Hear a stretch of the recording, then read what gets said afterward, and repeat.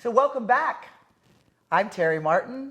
I'm Mike Eisenzimmer, and this is Terry and Ike's Fantasy Football and Beer Lounge. Today, you better watch this closely. Today, we're going to be brewing beer. We'll talk a little bit of football, but it's going to be mostly about brewing our beer. We're going to be brewing the Brother Beef Hazy IPA. This is our best recipe. We love it. We think you'll like it too. And why not save yourself a ton of money by brewing your own beer, right? Anyhow, please enjoy this. It's we're going to give you the nuts and bolts of the whole operation, what you need, what equipment you need. And it's not that expensive, actually. You just have to have a little bit of patience, and that's it.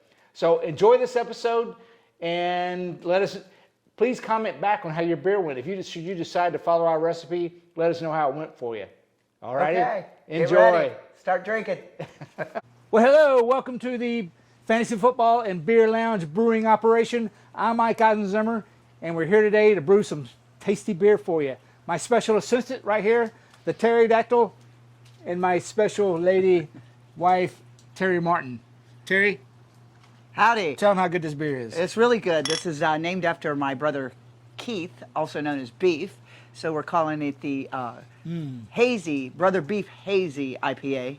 I've been trying to protect this now since, I say perfect this, not protect it, but perfect it for the last 2 years since the lockdown of the pandemic. Right on. Cheers. So enjoy watching him give you a quick 101 on how to brew home beer. And then, of course, down below, I have contact information. If you have questions, give me a shout out, and I'll try to get those answered to you right away.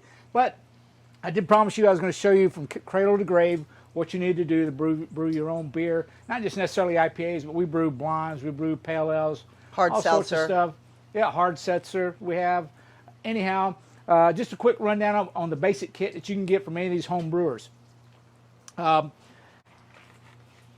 This is my mash tune. This is the start of the process pretty much, where you seep your oats and your barley.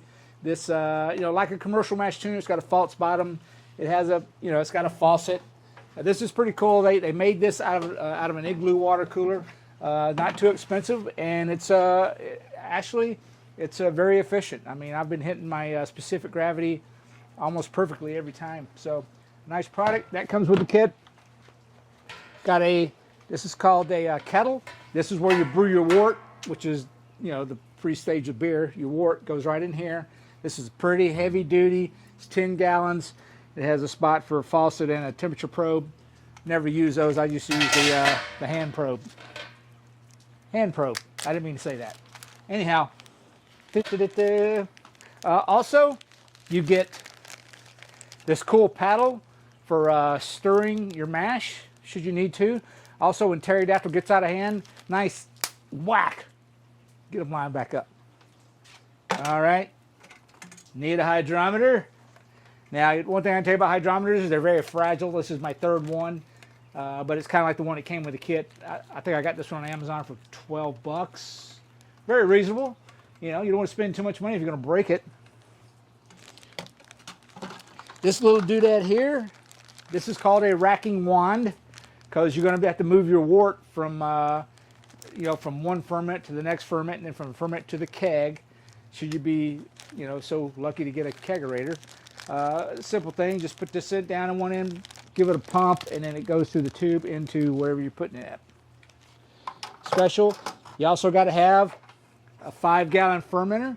This came with the kit. It's nice. Also, it's got, not good. Anyhow, what I like about this, it has all your mathematic graphs here. So when you're reading your specific gravity to figure out what your alcohol content is, it gives you the scale. Also, this has your gallon markers here, so you know exactly how much you're fermenting. It's a simple thing, but it came with the kit. What else we have? Oh, very important product because sanitation is everything. Your equipment has to be clean. You got to clean it. You got to scrub it. And this little product is called Star San. It's a food-friendly sanitizer. and actually it goes a long way because you put like an ounce into 5 gallons, and that'll last you a long time. Matter of fact, I keep mine in a squirt bottle so I can easily squirt everything down, and you don't have to wipe it off because again, it's food friendly. Matter of fact, when they say if it's foaming, it's good, leave it alone. So foam it down, leave it alone. Also, probably the most important ingredient besides hops and barley and all that is you need 10 gallons of reverse osmosis water. I can't overemphasize how important it is to have clear, clean RO water, because a lot of the water that comes out of the taps has contaminants in it, or chlorine, or stuff that makes beer taste bad. What do we say about bad beer, Terry? Bad. Bad. It's a crime. All right. Okay. Enough of that. I've almost got my water up to temperature, and what I have to do is I have to take the water in the hot liquor tank, pour in 3 gallons into my mash tun to get it hot. You want your mash tun hot before you start pouring in, your oats and your barley. So we're almost there. I'll get back to you, and then I'll show you how to do this. Okay, we're ready for the first step of the process. This is the temperature probe I was telling you about. This is probably one of the most important little tools you have. But we've gotten our water up to 180 degrees. Now I'm going to pour the 100-degree water from the hot liquor tank behind me. Hot liquor tank, 3 gallons into the mash tun, because you want to heat the mash tun up to 170 degrees. So let's warm that up. Oven mitts are a plus.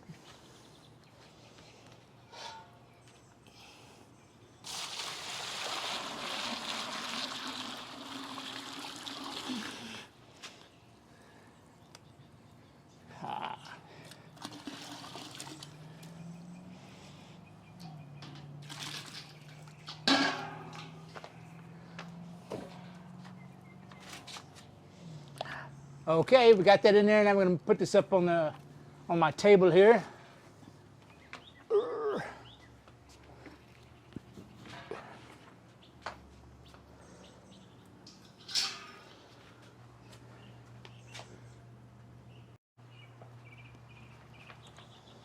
Okay, so now it's 180 degrees.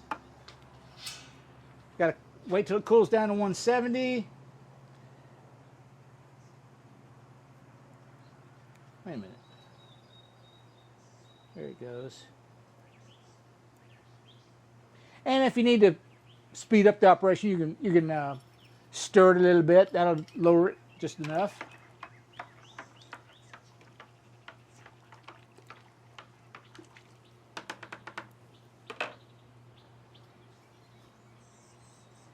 And that was 3 gallons of water.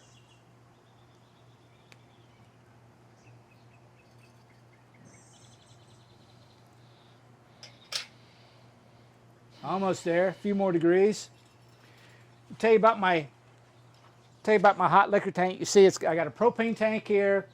I got a 5-gallon kettle, basically, and that's sitting on a Bayou Classic Cajun device. They call it, I don't know. It's a cooker. It's a Cajun cooker. I think their dentists use it to sanitize the pliers for the extract teeth, something like that. That's what I heard. Anyhow, but it's handy for this operation. Use it outdoors. Of course, if you got a big kitchen inside with a big gas stove, have at it. But I'm not sure if you spill some wort in the kitchen, your wife is going to like having sticky floors for a while. Anyhow, it's just safer out here. But again, another cost-effective device I got for little or nothing at Walmart. Very effective. Just got to get propane. I use about one propane tank is good for about 2 brews, so it's not too bad.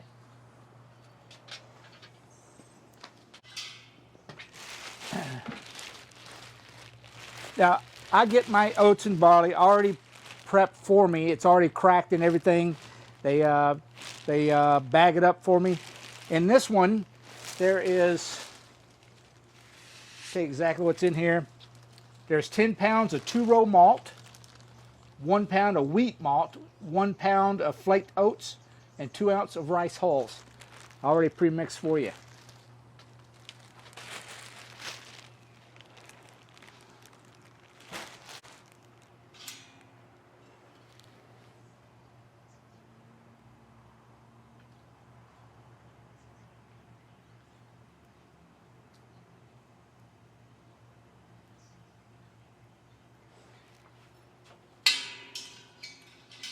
And we are there.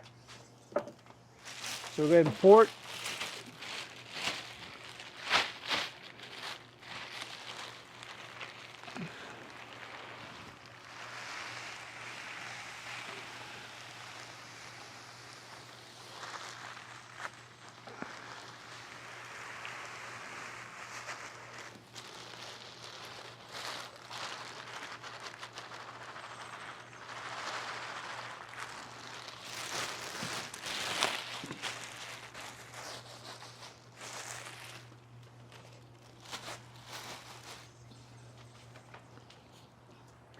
Now, after you get it in there, you got to stir it up and break up all the little balls. You don't want any little dough balls in there. That's going to ruin things because you want to extract as much sugar as you can from this.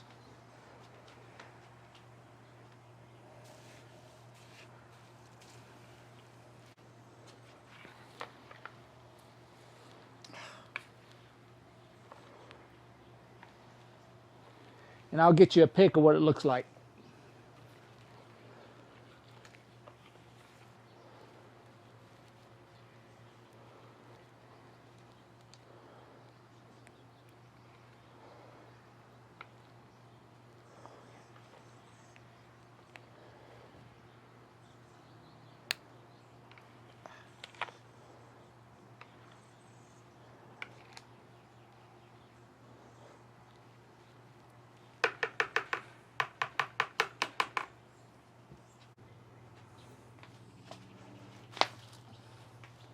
And there's what the mash should look like. Got all those little balls out of there. It's good to go. And the easy part now is to cover it and walk away from it for an hour.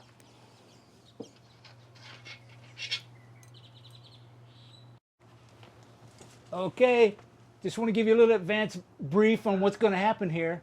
We just put everything in the mash tun, oats and barley in there, mashing for an hour, seeped in 170-degree water. What's going to happen at the end of the hour is I'm going to test it, see to make sure that we got efficient sweet water, sweet wort, and I use that, just use a little drop of iodine into a little sample of wort.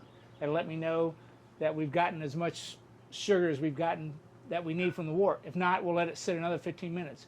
However, when we do reach that efficient 1 hour of mashing, this is where we're going to do the Vorlauf. Vorlauf is what is it, Terry? Japanese? No, it's German. I don't know. I think it's a German term.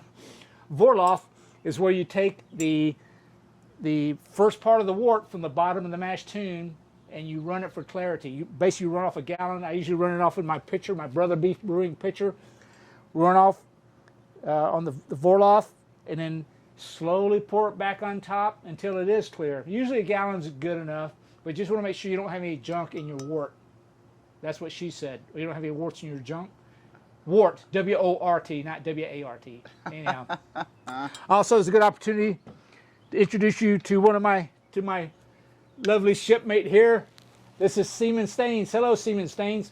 Anyhow, Seaman Stains. What does Seaman Stains say, Terry? Don't sample too much. Don't sample too much, jackass. Anyhow, this is Seaman Stains. He's giving us a salute. Here's looking at you, Seaman Stains. Now get back to work. Protect the bear. Oh, by the way, Terry, there's something I forgot to mention yesterday. Oh, actually not yesterday, but when we were doing the quarterback rankings, I forgot to say that our GOAT, Roger Staubach, also won the Heisman Trophy. The other GOAT didn't do that. Also, he served honorably in a Vietnam vet as a naval officer before he even started his NFL career. That's impressive? Is that impressive or what? I think that's a great talent. Oh my God. And then he got the Presidential Medal of Freedom recently, within the last couple of years. I cried through that whole ceremony. I don't know about you, but he just makes the other GOAT look like a little child. Amazing. All right, enough. I'm getting mad. Okay. It's been an hour, Terry. Can you believe it? It's been an hour. Yep. Sitting around. Oh, let me grab my beer.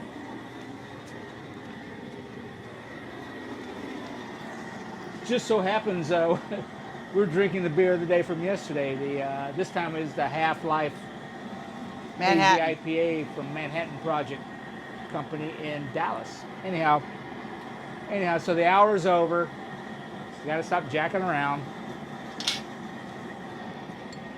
But this is where we want to see if we've mashed enough, if we've mashed the oats and barley enough, and we've gotten the proper amount of sugar out of it. The way I do that is I just get some iodine, some simple iodine, in a white bowl or plate. Make sure it's white, because if you have a different color, then it might be hard to tell if what the iodine's telling you. So make it white, whatever it is. Or clear. Or well, not clear either, because what if you set it on a dark surface? Oh, gotcha. I said white. Anyhow, I thought that's what you're using the pitcher anyhow, I'm for. gonna run off a couple of tablespoons, or a little bit of wort into this, and I'm gonna drop some iodine in it. Good luck. And why iodine, Ike? I don't know. You don't know the chemistry? Hey, I guess I have to look that up for the next one. Simmer down. We can discuss later. Anyhow, so I got a little bit of wort in here. So I'll put 1 drop of iodine. If the iodine turns clear or stays red, then you're good. If it turns black, then you got to mash a little longer. So here we go.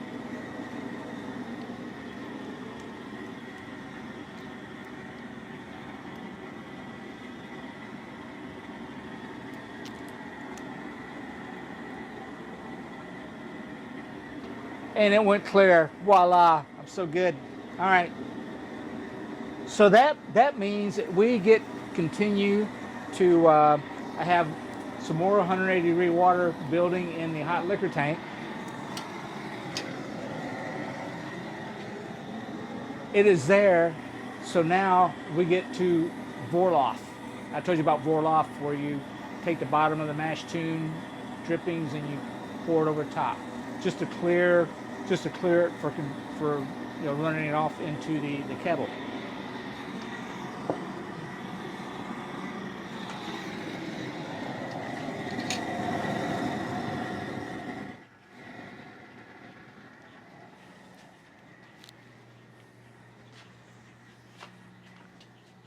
Now begins the Vorloff.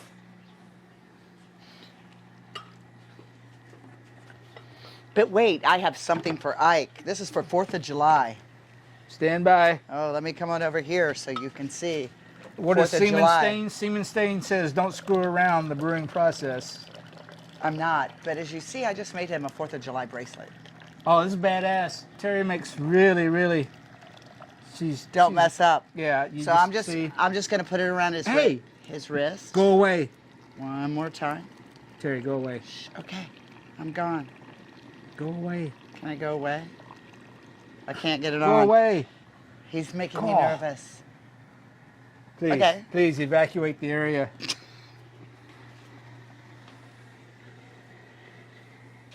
Okay, but now, actually, that's not bad. There's a few little chunks of oat and barley in there, but the key is don't just pour it all back in. You got to slowly dribble it in, because you don't want to disturb any of the pockets that are in there of sugar. So just slowly, and go around it. Don't pour it down the middle. Oh God, it's making me so thirsty. And you have a beer right there.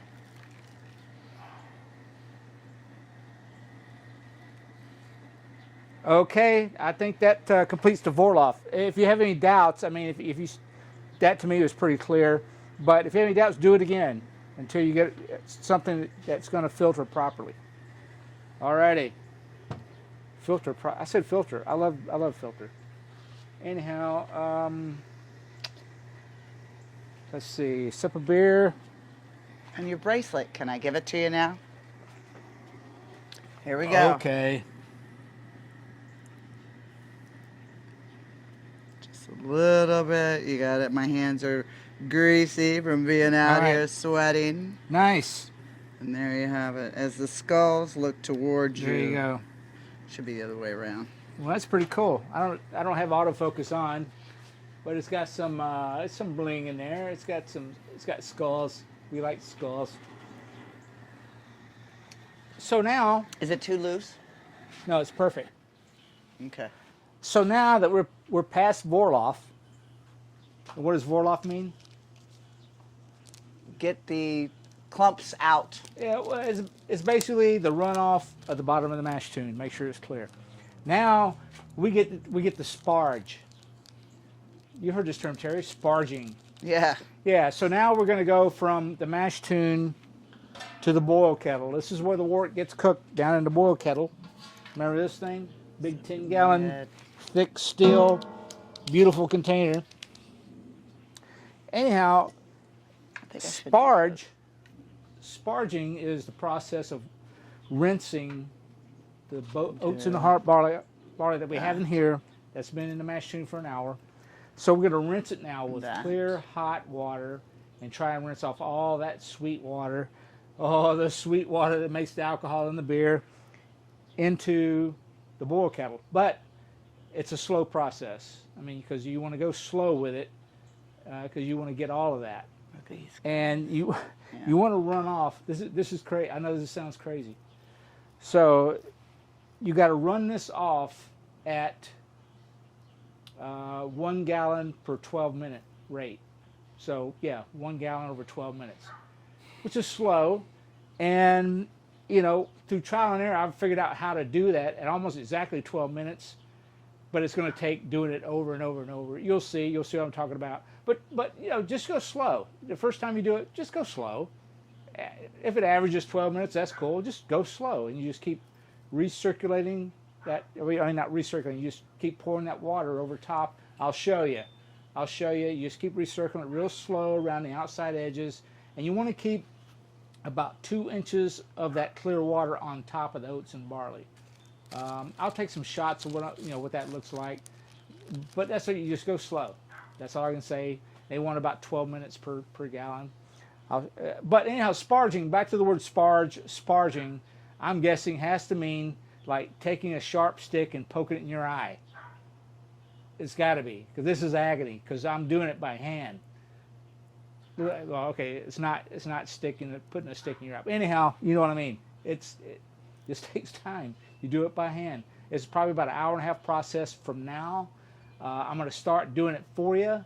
I got to get actually, I do it with a measuring cup. Nice, I keep a nice pace. So anyhow, let me go get a measuring cup. I'll be right back.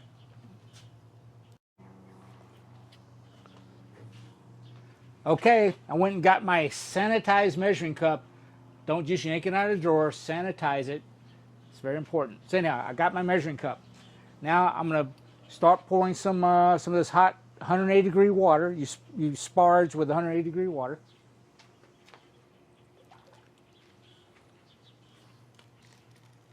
I'm going to build my little 2-inch stack first on top.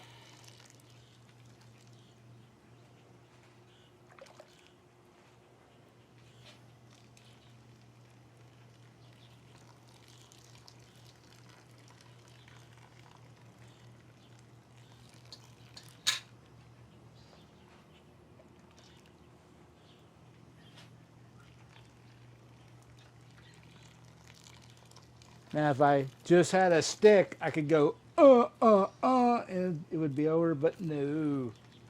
Just getting started.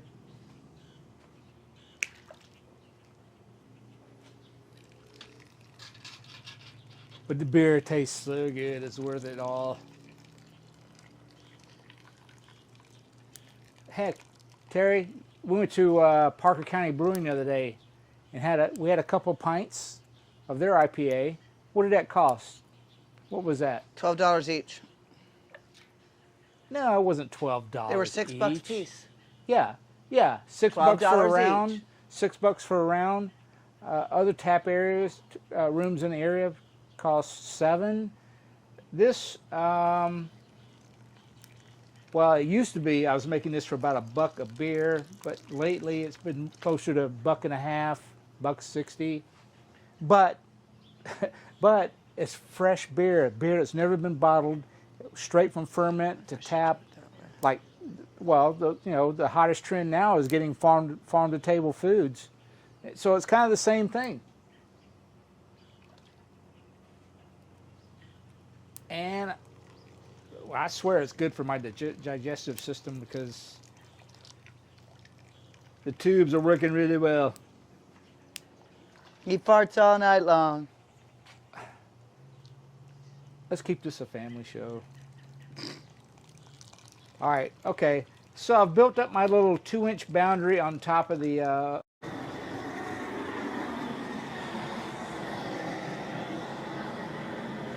So now I've got my my little 2-inch boundary built on top. Now I'm going to sparge into the boil kettle, and I'm trying to do that at a gallon per 12 minutes. I've been doing this for a while. I've got that set. Fortunately, I have a clear tube, so I can see where the bubble is, and I can expect about that rate. That comes from experience. I first started doing it, just glancing at my watch back and forth. But this, I noticed I started finding the bubble here, and you'll see what I'm talking about. And you set it like half an inch from the nozzle, and you're good to go. So anyhow, I'm going to come back. This is going to take an hour and a half. So I'll come back and we'll go from there. Drink a beer.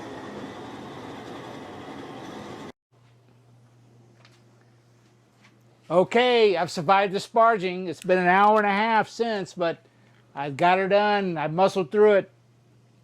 So now that we've sparged, we're done. I'm just running off the last of the wort that we need. We're running off 6.5 gallons, no more than that, 6.5 gallons. We're doing a 5-gallon batch. So we expect to lose about a gallon during the boil, which is due to, Terry says magic, I say it's evaporation, but anyhow, it still disappears, and it leaves you about a half a gallon for ferment to run off the yeast byproduct and trub, that kind of stuff. And you end up with 5 clear gallons of nice beer. So now, 6.5 gallons. Finish running that off, and then it's going into the boil kettle. So here in a minute, I'm going to put it on the Cajun cooker thing and fire it up and get it up to boil. That'll probably take about 30 minutes. I'll check in with you here shortly once I get ready to transfer over to the hot side. Okay, we've got our wort ran off. We got our 6.5 gallons. We're all ready to go in the brew kettle here. I'm going to take these out and empty the oats. Matter of fact, the deer and the sheep and the lamb love the leftover oats you have in here. I spread this out across the yard, and we have 4 or 5 deer the next morning eating this stuff. So don't just toss it. You probably have somebody who has farm critters who would like to eat this stuff. So yeah, don't forget. So anyhow, I'm moving the brew kettle, 6.5 gallons, onto my handy dandy Cajun cooker. I got my temperature probe. Put that in there. It's just going to take, it's a little over 120 degrees right now. So it's probably going to take about 30 minutes to get up to temperature.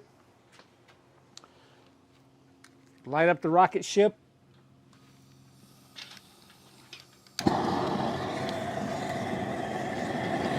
And we're off. Oh my God. Well, the best part about the brewing in the kettle, that's where we get to add the ingredients. We get to add the hops, the yeast fuel, and other things. It makes me feel like a chemist, like, Frankenstein, Dr. Frankenstein. Anyhow, it's pretty cool. That part I like. But you should, when you get your wort into the brew kettle, it should look gold, either amber or gold, and it's sticky. Touch it, play with it. It's very, very sticky. That's why you don't want to spill it on anything important, because it does make a mess. So be careful with that. Actually, what I just poured was just gold like that. So right on. So let me get this up to the boil, and then we'll talk about the ingredients that's going to go in there.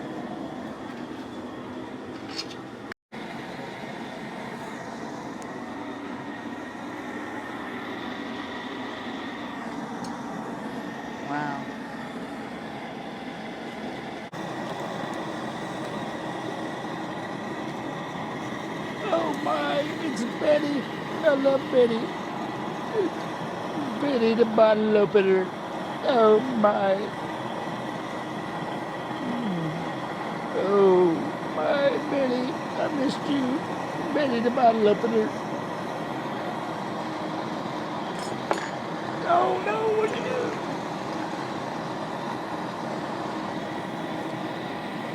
do? Life is good.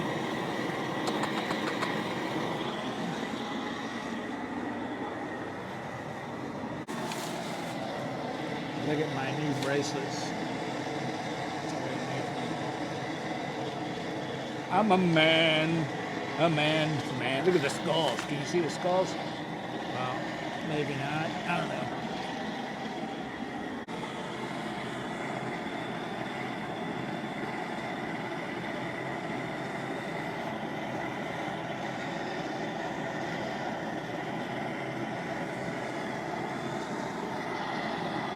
Okay, we've reached the rolling boil point. We've reached the rolling boil point. So now we have to add a few ingredients right off the bat. One of those is calcium chloride. That's what the recipe calls for. It's not toxic. I don't know what it does. Hopefully it's not toxic. Calcium chloride. But it's only 1 teaspoon, so I guess it won't kill you. So we add that within the first 5 minutes. The clock started a few minutes ago, so I'm going to go ahead and add this now before we get to the cool stuff like hops. But with the rolling boil, now that you got a rolling boil, you can lower your propane a little bit to get your flame down to just keep that rolling boil. No need to waste propane overheating your boil kettle. Bye-bye calcium chloride. Oh, it makes a nice amount of foam. That's kind of cool. What's next?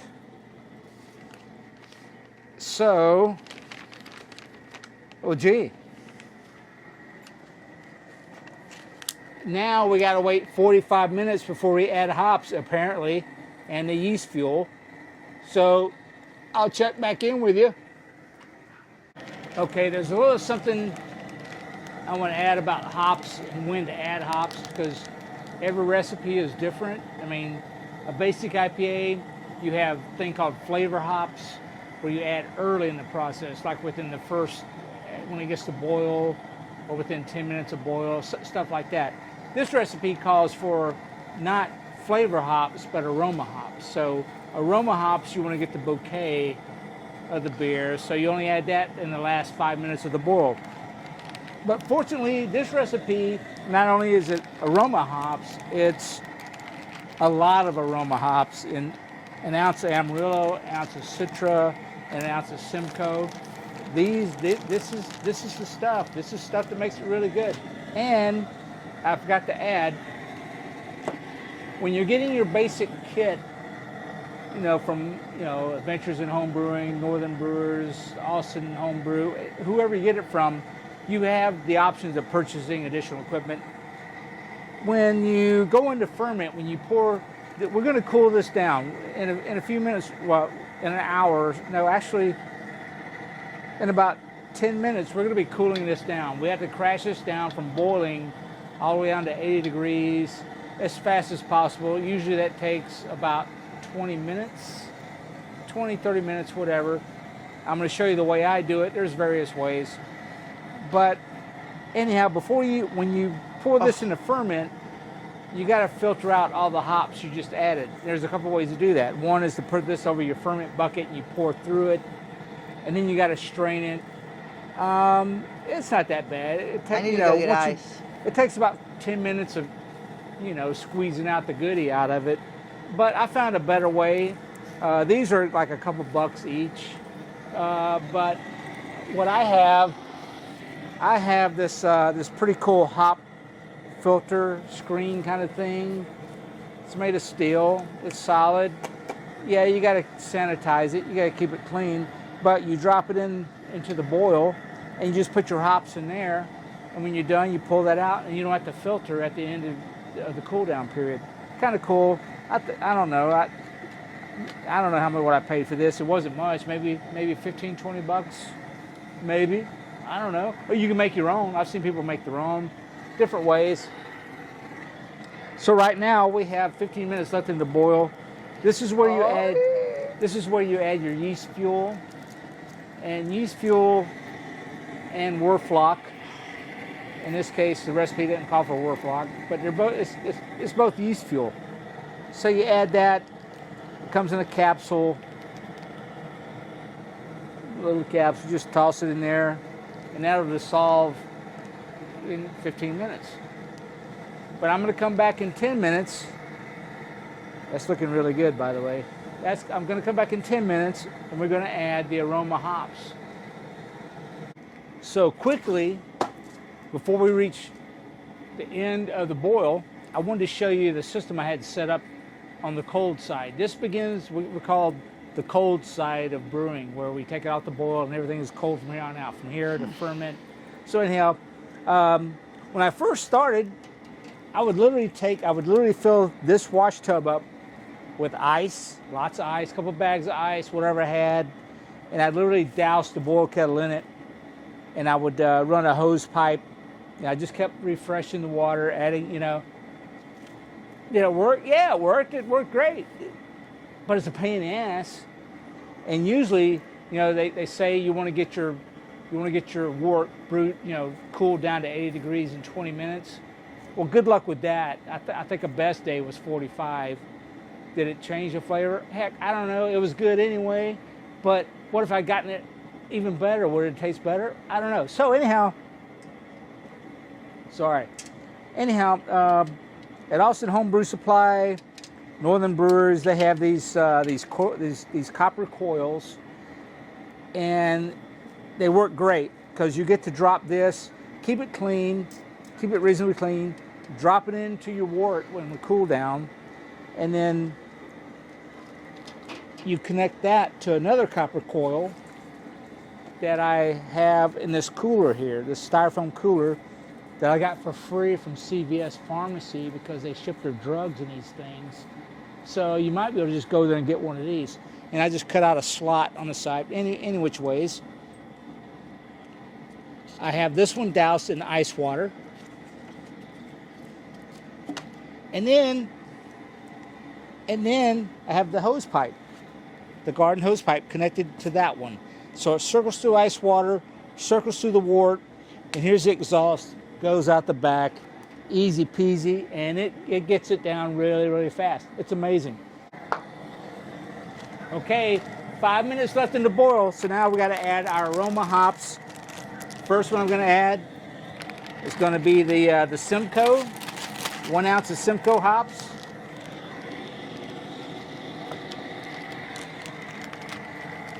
And I forgot to tell you, I got this recipe kit for the whole thing. You just tell them what you want. This is called the Haze Craze IPA. This came from Adventures in Home Brewing. And I poured it in my little hop filter thing that I was telling you about earlier. That's Simcoe.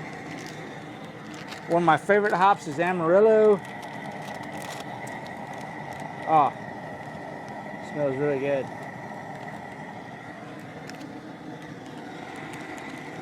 And last but not least, the Citra hops. Oh, this gives it that citrus tang. Oh, that's really good. And there you go. You're done for hops on this recipe until dry hopping. We'll talk about that later. But you add that and ferment.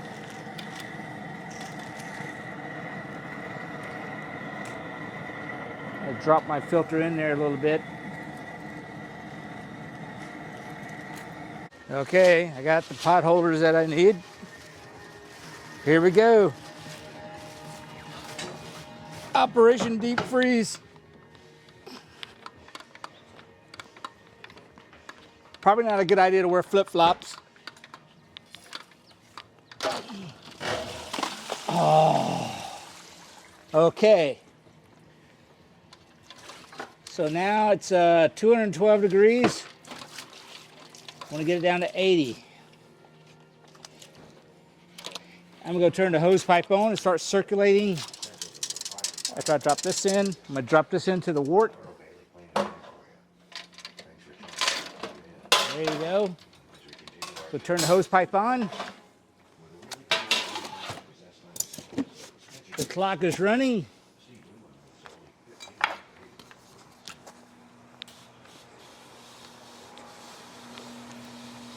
All right, and Apollo 13 has lifted.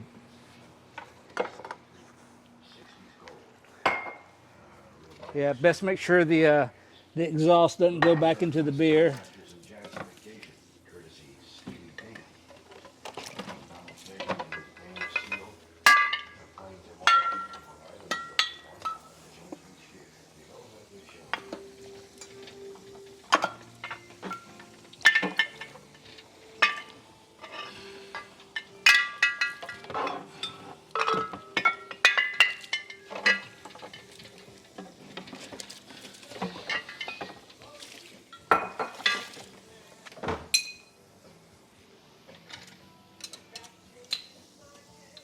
Yeah, it's already down to 180. It's only been 2 minutes.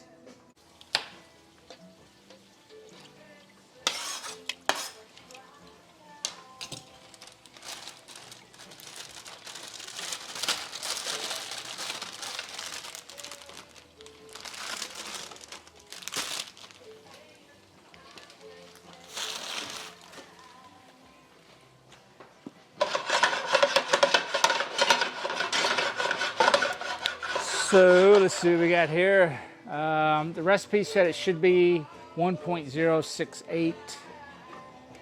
What? I don't know. Newtons? Well, anyhow.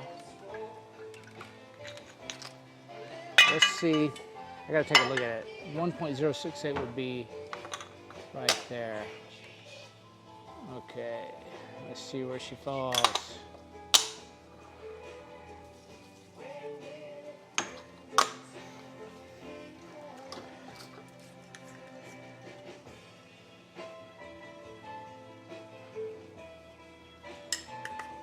That is, I wish I could see through that. Okay. There it is.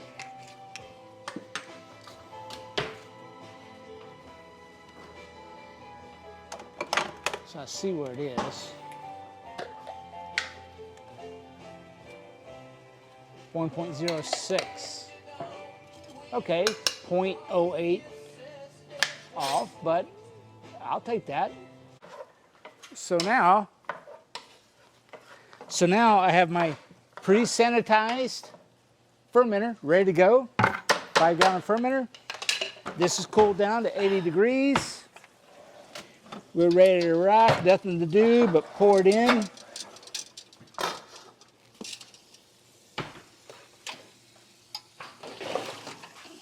Pour it in the fermenter. Pitch the yeast. Oh, look at the gold. It's golden. Oh my. Ta-da. But see, had I not had that filter for the hops, I would have had to put a cheesecloth over that, but we didn't. It makes it a lot nicer. So now all I got to do is get my airlock for the fermenter.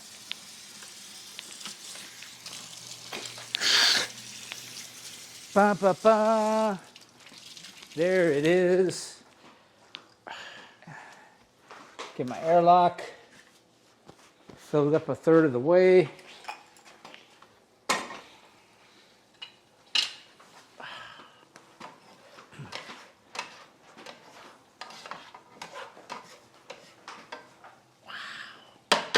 So what I have here, I got my fermenter. I got my fresh wort, ready to go. Got my top. This is the airlock. You put this in the hole in the top of the fermenter, and that way you can actually see the yeast doing its work. It'll be bubbling. You want to, after about 48 hours, it should be bubbling. It'll probably bubble for 3 or 4 days after that. And but we're going to check back on it in 3 days because a lot of dry hopping involved with this recipe. So we're going to be adding hops during ferment. So the next time you see me, well, after I seal this container and pitch the yeast, we'll be doing dry hopping. So anyhow, stand by. A special word about yeast. Usually I've experimented with yeast. It comes in a dry form. It comes in liquid. And it comes in various forms. I've tried them all to see if it affected my taste on the beer. Tell you the truth, I find picking dry yeast easy. Jesus Christ. And I can't tell the difference. I mean, I bought some expensive yeast. I can't tell the difference. It's all good. Anyhow, this yeast is kind of unusual. It was a dry yeast. It came in a dry pack. So read the directions on this stuff. This said to, put it in like 80-degree water for 15 minutes, kind of as a, get your yeast activated kind of thing. I don't think it's necessary. I think you probably just could have added it to the wort. But, hey, I don't want to take any chances. So we're going to add this right to the ferment, right on top. Good luck. My nose is burning.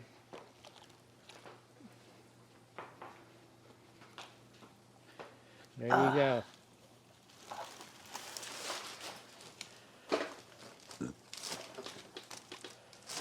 Now all we have to do is seal it.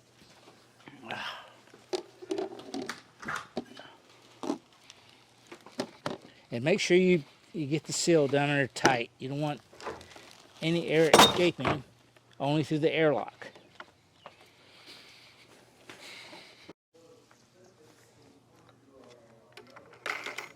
Anyhow, finally figured out that it was 1.06 on the original specific gravity, pretty close to what we expected. I pitched the yeast on top of the wort here, and now it's ready to go into ferment. So we'll check back in 3 days because I got to add dry hops at the 3-day period and 6-day period, and then move it to secondary ferment. But all in all, it was a good brew. It was a fun day to brew, and in 2 weeks we'll have some beer.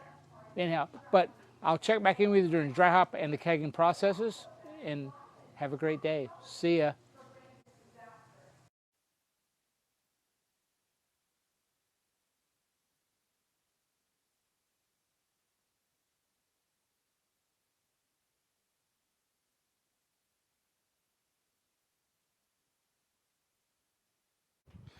Okay, day 3 of the ferment. You saw it bubbling earlier, so that's good.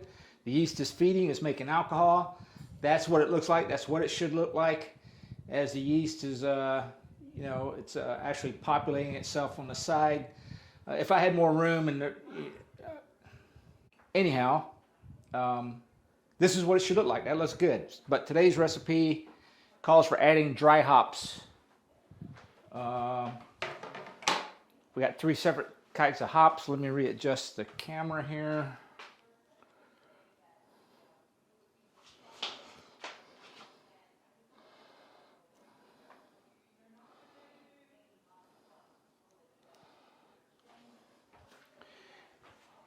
Okay, so we're still recording. All right, so what I have here is a muslin bag, which is a little piece of, basically like a sock. This is funny because I used to think these were called Muslim bags, but I've lived in several Muslim countries and have Muslim friends. I've never seen anybody with something like this, so I did some research, and it's not Muslim bag, it's muslin with an N, not an M. So it's a muslin bag, which is a cloth kind of material that people use to make clothes with. So anyways, so I'm taking 1 ounce of Amarillo hops.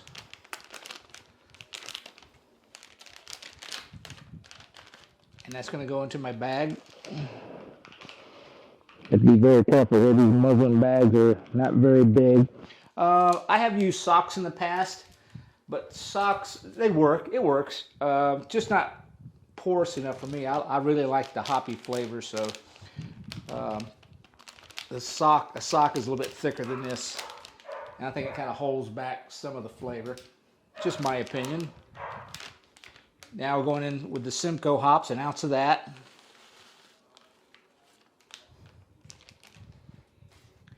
And last but not least, the Citra hops, 1 ounce of that. So we're doing this today, day 3 of the ferment.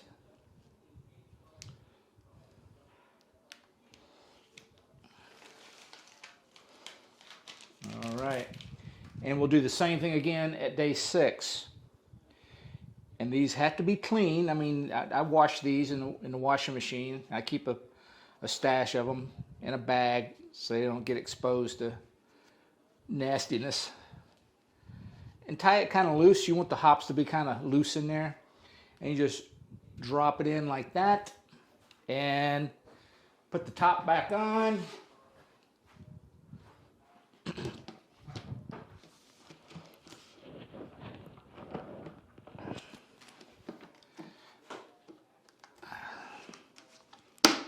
Make sure it's on good because these things are tight, airtight.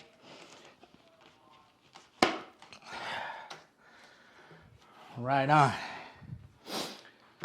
Okay, day 3 is done. We'll be back here in a couple of days to put in some more hops. So here we are, day 6 of the fermentation of our hazy IPA. Get the top off here. We're going to add some more dry hops as the recipe calls for. See what it looks like.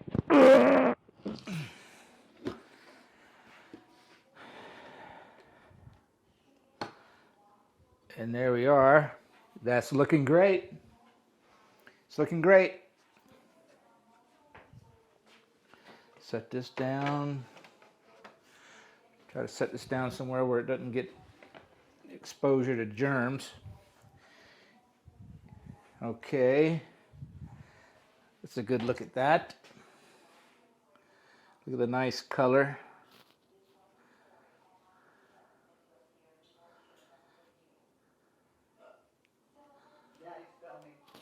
All right. Back it up a little bit.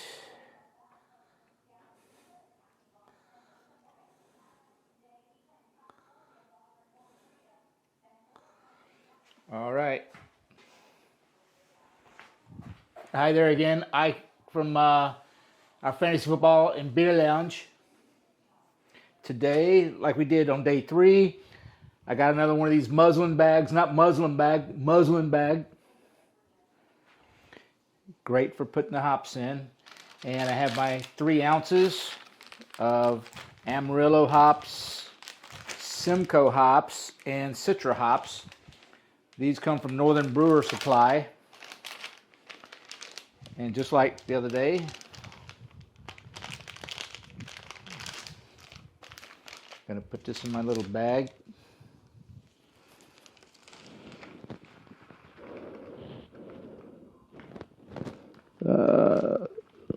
Almost escaped. Okay.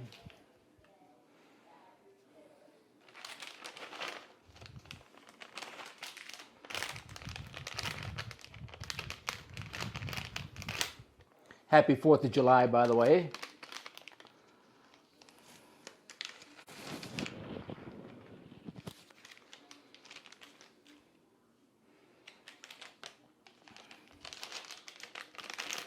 Da-da-da-da.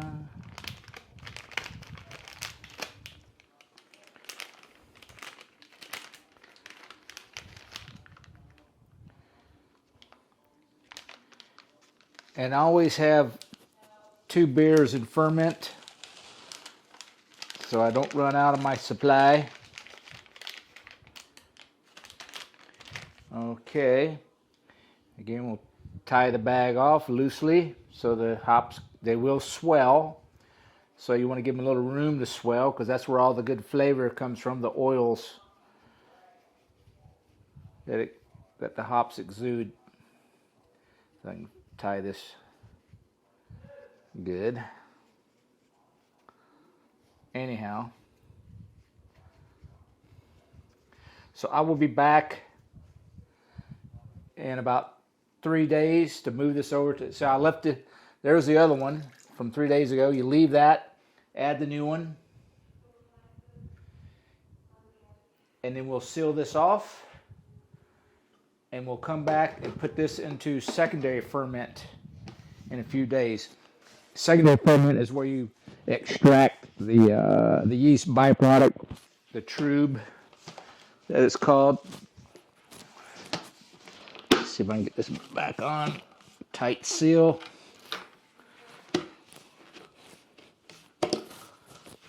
Nice. Okay. And going back in the ferment, back in the dark closet.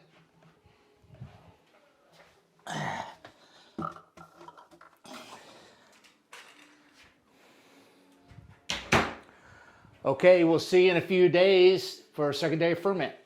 Bye.